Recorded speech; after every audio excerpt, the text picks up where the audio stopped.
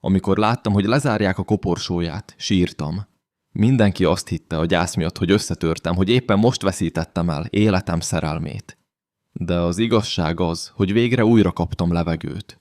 Carmen Ruiz a nevem, 70 éves vagyok, és több mint 5 évtizeden át egy olyan férfi felesége voltam, akit mindenki csodált.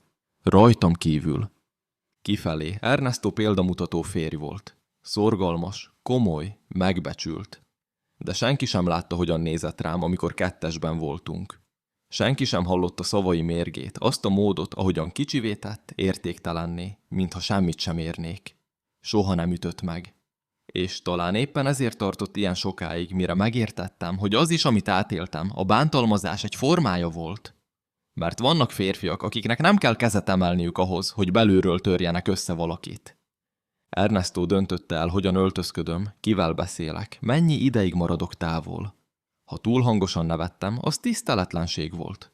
Ha csinosan felöltöztem, biztosan figyelmet akartam. Ha elmondtam a véleményemet, inkább hallgatnom kellett volna. Így lassan megszűntem Carmen lenni.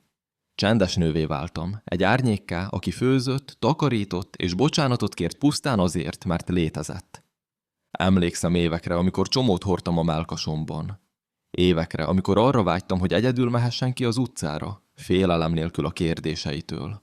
Anélkül, hogy meghallanám a kulcsazaját az ajtóban, és érezzem, ahogy a békém szerte foszlik. Sok éjszakán át, miközben mellettem aludt, a plafont bámultam, és azt gondoltam. Istenem, kérlek, vedd el ezt az életet, vagy vedd el őt. Aztán sírtam, mert bűntudatom volt már attól is, hogy ezt gondoltam.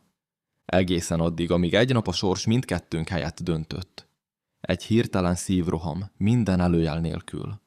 És egyszer csak ott álltam feketében, gyerekek, unokák, szomszédok között, és néztem, ahogy lezárják a koporsót. És sírtam, természetesen sírtam. De nem azért, mert azt akartam, hogy visszatérjen. Az elvesztegetett éveket sírattam.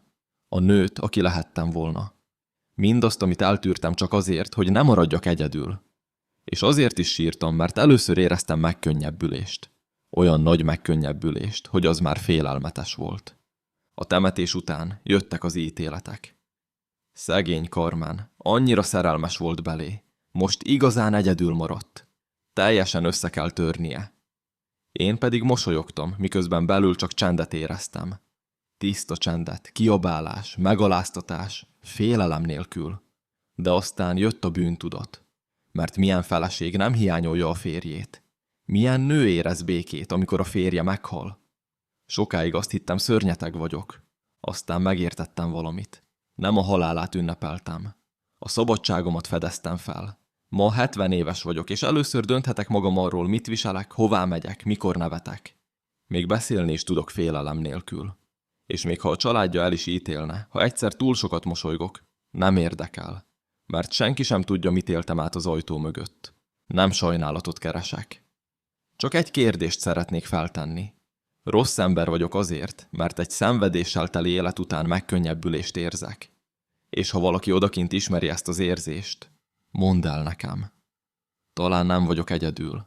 Talán csak egy nő vagyok, aki túlélte, és aki végre elkezd lélegezni.